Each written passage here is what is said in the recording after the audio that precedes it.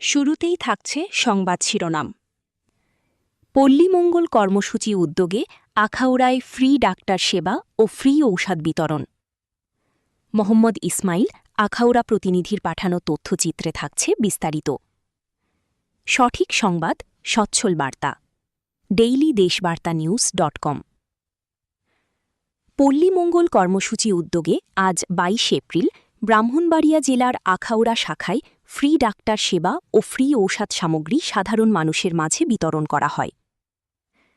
পল্লী মঙ্গল কর্মসূচি এর প্রধান নির্বাহী মহোদয় কামরুন নাহার ও উপপ্রধান নির্বাহী মহোদয় দেওয়ান ফয়সালের সার্বিক সহযোগিতায় সারা দেশের ন্যায় সাধারণ মানুষের মাঝে জেলা উপজেলা সহ সমগ্র শাখায় ১ মাসব্যাপী ফ্রি ডাক্তার ও ফ্রি ঔষধ সেবা নেওয়ার উদ্যোগ নেওয়া হয়।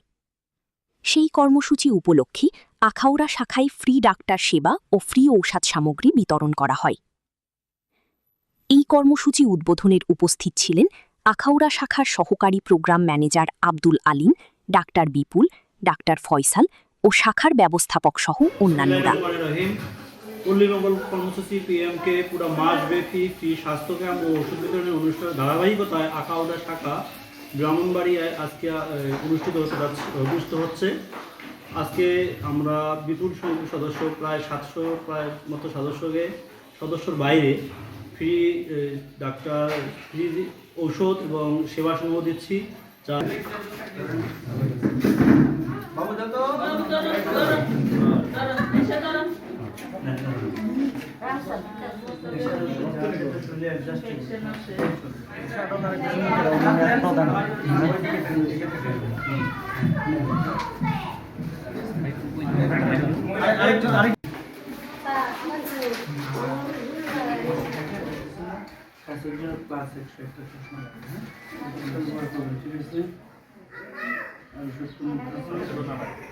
আগে কোনো ডাক্তার দেখে না বা সমস্যা না